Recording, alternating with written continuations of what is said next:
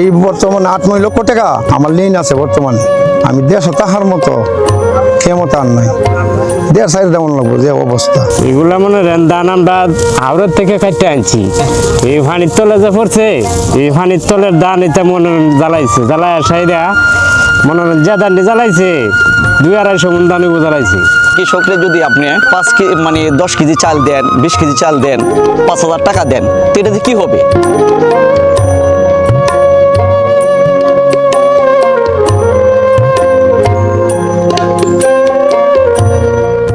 মানুষগুলোই দেশের ভাতের যোগানদাতা। বছরের পর বছর হাওরের বুক চাষ করে তারা বাঁচিয়ে রেখেছে দেশের খাদ্য ভাণ্ডার। কিন্তু এবার পানির নিচে তলিয়ে গেছে তাদের সোনালী স্বপ্ন।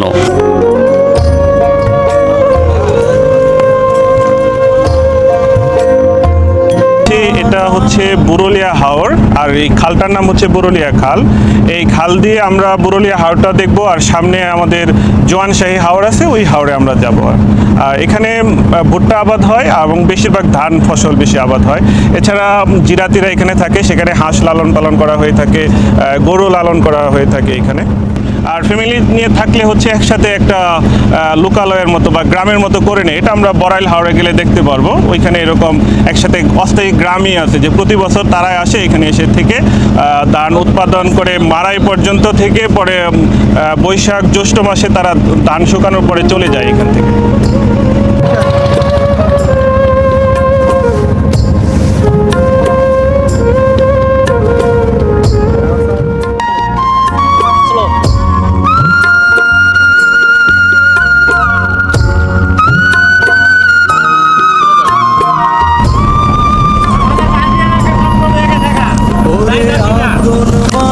এটা কি ধান?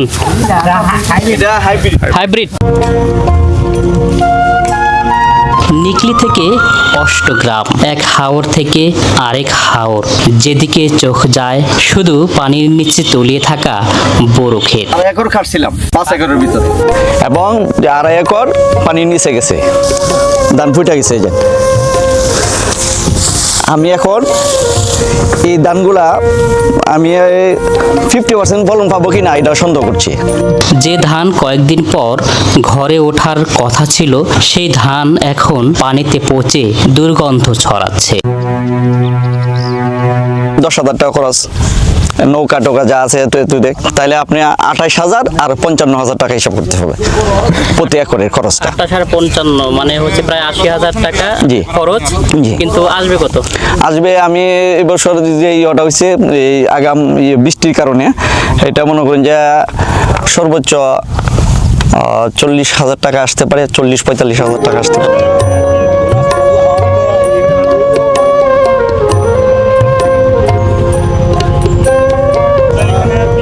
এই লেবারের মূল্য হচ্ছে প্রায় 1,600 টাকা। এখন একজন লেবারে দৈনিক ধান কাটতে পারে না 2.5 থেকে 3 মণ। এখন ধানের দাম হচ্ছে 700 টাকা, বুঝছেন। আর এই যেহেতু এই ধান ফুটে গেছে, এই কারণে আমি 700 টাকা পাবো না, আমি হয়তো বা 550 হয়তো বা পাইতে পারি। সর্বোপরি আমার লস হচ্ছে 50% লস।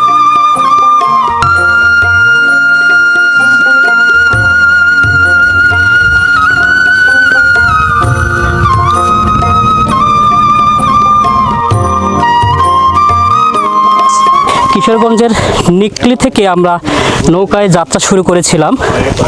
এখন সেই নিকলির হাওর থেকে অষ্টগ্রামের ভেতরে এসেছি। নিকলি এবং অষ্টগ্রামের ঠিক মাঝখানে আমরা এখন অবস্থান করছি নৌকায়। দেখতে পাচ্ছেন যে এই যে বিস্তীর্ণ এখন জলাভূমি বলতে পারি, এখানে একসময় বড় ধান আবাদ ছিল, আগাম বন্যায় সেগুলো তলিয়ে গেছে। কৃষক ব্যাপক ক্ষয়ক্ষতি হয়েছে। কি পরিমাণ ক্ষয়ক্ষতি হয়েছে আমরা যদি এই ধান দেখি, যে পানির নিচ থেকে আসলে ধানগুলো কাটা হয়েছে, অলরেডি ট্যাগ জ্বালিয়েছে। এই ট্যাগ জ্বালানোর কারণে এই ধানগুলো আসলে চাল করে খাওয়া যাবে কিনা কিংবা তারা বিক্রি করতে পারবে কিনা তা নিয়েও সংশয় রয়েছে। কৃষিকাজ করে খাই, কৃষিকাজের বাইরে তোর করার কিছু না। আমরা যাতে পুঞ্জি আছে লেনবিন করিয়া সব অবস্থা খারাপ।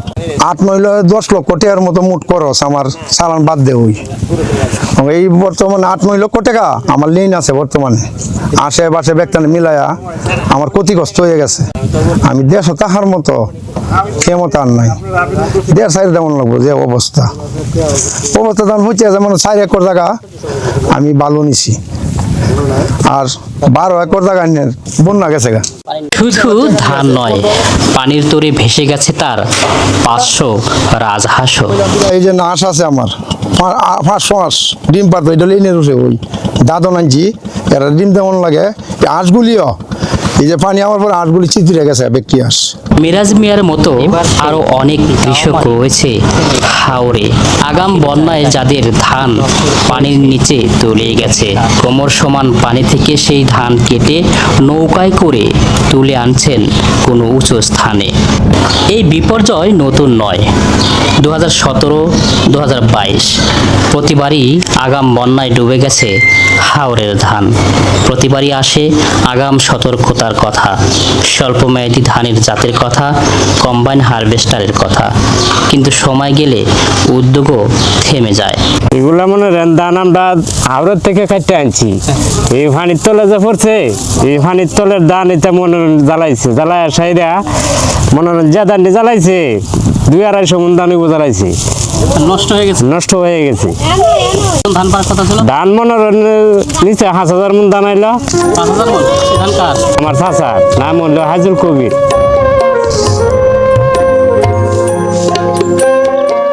অতীতে এই সংকট পরবর্তী অর্থাৎ বন্যা পরবর্তী সময়ে তারা কি পেয়েছেন সরকারের কাছ থেকে সহযোগিতা আমরা জানার চেষ্টা করব। কৃষকরে যদি আপনি 5 কেজি মানে 10 কেজি চাল দেন, 20 কেজি চাল দেন, 5000 টাকা দেন, তো এটা যে কী হবে? 1 একর মানে 1 একরের 4 ভাগের 1 ভাগের খরচটাও আসবে না। তা আমি যে 5 একর করলাম, তাহলে আমি এই 5000 টাকা অথবা এই 2000 টাকা অথবা 10 কেজি চাল অথবা 10 কেজি আটা দিয়ে আমি কি করব বলেন? এটা কি আমার ফ্যামিলি চলবে? এবার সার দিত আর 1000-2000 টাকা দিত একটা কৃষক পিছে, এই যে আগে পাইতাম আমরা, এই মাত্র পাইছি। আমার জীবনে কোনো পাই না পেউটে যে ক্ষতিগ্রস্ত হয়েছে, এই ক্ষতিগ্রস্ত সরকার দিয়ে না। সরকার কি মনে ব্যক্তি দেওয়া কি সম্ভব? আমার মতো লোক তো আরও আছে, আমি যেমন চলেছি আমার মতো লোক আরও বহুত আছে। আমরা চাই আমাদের নিরাপত্তা এবং হাওয়ারের রুটগুলো ভালো হোক এবং আমাদের জন্য সার, বীজ এগুলো যেন সহনশীলের ভিতরে আনে এবং ডিজেলটা সহনশীলের ভিতরে আনে আমাদের, অন্ততকে আমাদের কৃষক যারা চাষ করে ওদের জন্য যাতে ভালো হয়। কালগুলো আর একটু গভীর করতে হবে, করতে হবে যে। আর আরেকটা বিষয় হচ্ছে হাওয়ারের পানি নামার জন্য, নিষ্কাশনের জন্য আর একটু জোরালোভাবে প্রত্যেকটা জায়গায় একটা করে দিতে হইব, ড্রেনিং সেচের ব্যবস্থা, ড্রেনিং ব্যবস্থা করতে হবে, সেটা না ড্রেনিং ব্যবস্থা করতে পানিটা যাতে নেমে যায়। গবেষকরা বলছেন 15 থেকে 20 দিন আগে ধান কাটতে পারলে অনেক ক্ষতি এড়ানো সম্ভব, কিন্তু শ্রমিক সংকট, আবহাওয়ার অনিশ্চয়তা আর প্রস্তুতির ঘাটতিতে সেই বাস্তবতা আজও অধরা।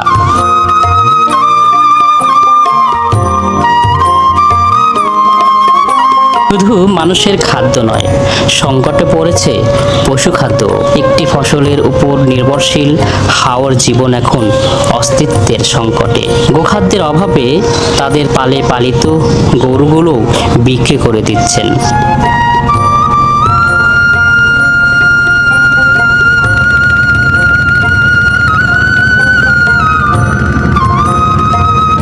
দিনব্যাপী হাওরের বিভিন্ন অঞ্চল ঘুরে আবার ফেরা হলো নিকলির শহরের দিকে। যেখান থেকে নৌকায় উঠেছিলাম সেখান থেকে আবার যাত্রা উপজেলা শহরে। রাস্তার 2 ধারে, রাস্তার নিচে উঁচু জায়গায় যেদিকে তাকানো যায় হাওরবাসীর ধান ঘরে তোলার যুদ্ধ।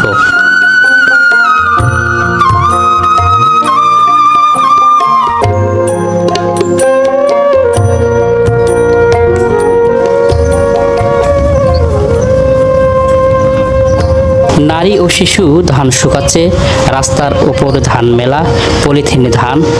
নারী ধান মাড়াই করছেন, শিশুরা বস্তা টানছেন। অর্থাৎ শুধু পুরুষ নয়, এই যুদ্ধে নেমেছেন পুরো পরিবার।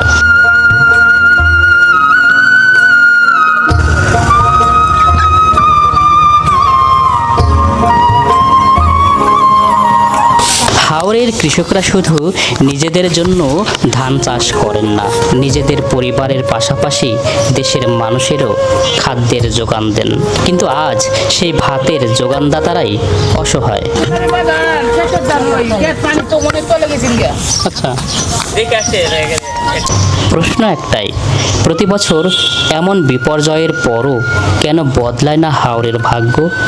টেকসই বাঁধ, আগাম সতর্কতা, জলবায়ু সহনশীল ধান আর বাস্তব ভিত্তিক পরিকল্পনা ছাড়া এই হাহাকার থামবে না। আকাশ ভরা মেঘ আর জলের স্রোত, হাওরের পানি একদিন নেমে যাবে, কিন্তু কৃষকের চোখের পানি সেটা কি শুকাবে? তবু এই সোনার ধান আমার সন্তানের মুখের হাসি। নিকলি অষ্টগ্রামের এই জীবন এক বুক কষ্টের প্রতিচ্ছবি।